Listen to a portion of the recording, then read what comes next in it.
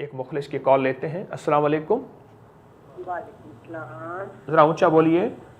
हाँ जी वालेकुम सलाम। बाबा जी मैं नजमा बात कर रही हूँ बिहाड़ी से। जी जी ठीक है, बात कीजिए बात कीजिए। हाँ जी बाबा जी मैं ना काफी महीनों से जानी 8 महीना।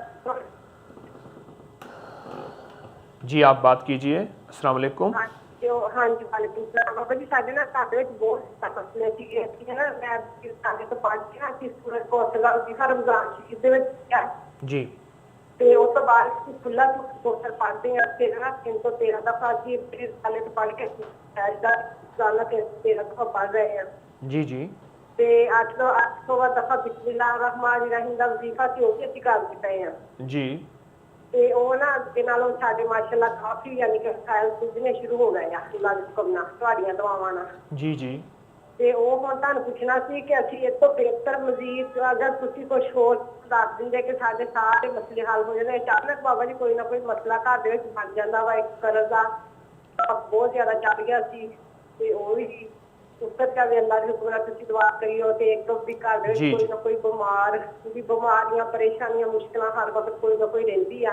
जी जी ਤੇ ਇਹਦੇ ਹੱਲ ਵਾਸਤੇ ਤੁਸੀਂ ਸਾਨੂੰ ਕੁਝ ਦੱਸੋ ਬਾਬਾ ਜੀ। जी मैं ਤੇ बता ਨਾਲੇ ਨਾ हाँ जी मैं खुद भी यानी कि बीमार ही रहनी है। मेरे दंदां ਦਾ बहुत मसला ना जड़ां ਦੇ ਵਿੱਚ ਰੇਸ਼ਾ ਪੈ ਜਾਂਦਾ ਤੇ ਮੂੰਹ 'ਚ ਰੇਸ਼ਾ ਹੁੰਦਾ ਰਹਿੰਦਾ ਵਾ। जी जी जी जी ਤੇ ਨਾਲੇ ਕਦੀ ਕਮਰ ਦਰਦ ਕਦੀ ਯਾਨੀ ਕਿ ਕੋਈ ਨਾ ਕੋਈ ਮੈਨੂੰ ਖੁਦ ਵੀ ਮਸਲਾ ਬਣਿਆ ਰਹਿੰਦਾ। ਇਹਦੇ ਵਾਸਤੇ ਵੀ ਕੁਝ ਦੱਸੋ ਤੇ ਘਰ ਵਾਸਤੇ ਬਾਬਾ ਜੀ ਕੁਝ ਦੱਸੋ। जी मैं बताता हूँ, इंशाअल्लाह बताता हूँ। एक तो सबसे पहले आपको मुबारक हो कि कलाम इलाही की तासीर अल्लाह के नाम की बरकत से आपके काम बने, आपको नफ़ा पहुँचा। जिन लोगों को सुनता हूँ कि उनको नफ़ा पहुँचा है, उनके मसले हल हुए हैं, मेरे दिल में बहुत ठंडक और मेरी थकान उतर जाती है, यकीन जानिए।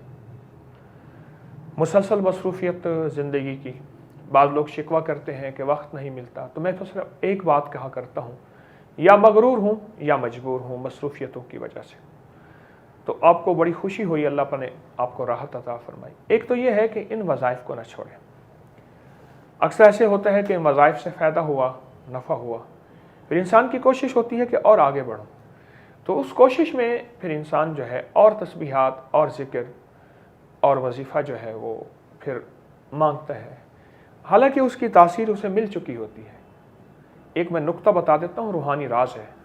बाज़ वज़ाइफ की इंसान को तासीर मिलती है और वो तासीर जब मिल जाती है उन वज़ाइफ को आगे से आगे बढ़ाए, वो तासीर मिलती है और वाक़ियतन मिलती है।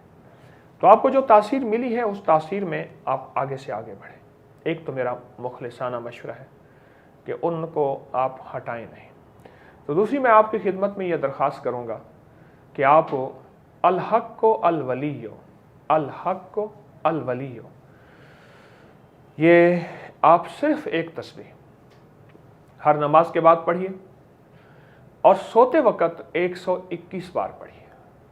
यानी सोते वक़्त आप इशा की नमाज ख़वातीन हैं घर में पढ़ती हैं, अगर सोते वक़्त पढ़ लेती हैं ठीक, वरना इशा के बाद भी एक तस्बीह पढ़ लें और सोत के वक्त 121 बार लाजिम पढ़ें। अवल आखिर 3 बार दरूद पाक के साथ अल-हक़ को अल-वलियो।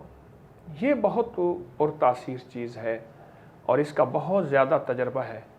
इंशाअल्लाह आपके बाकी जितने मसाइल हैं, बाकी जितनी मुश्किलात हैं और परेशानी हैं, अल्लाह वो भी हल कर देगा और आपको इंशाअल्लाह अल्लाह पाक सच्ची खैर खाही का सच्चा जज्बा भी और इंसानियत के लिए दुख बांटने वाला भी और ख़ुद आपके घर के मसाइल भी 100% अल्लाह के नाम की बरकत से हल होंगे। तो अल-हक़ को अल-वलियो। लेकिन इसके साथ फिर कहूँगा कि साबका वज़ाइफ और साबका तस्बीहात आप नहीं छोड़ेंगे। उन साबका वज़ाइफ और साबका तस्बीहात को मुसलसल मुस्तकिल मिजाजी से आप करेंगे, इंशाअल्लाह फ़ायदा होगा।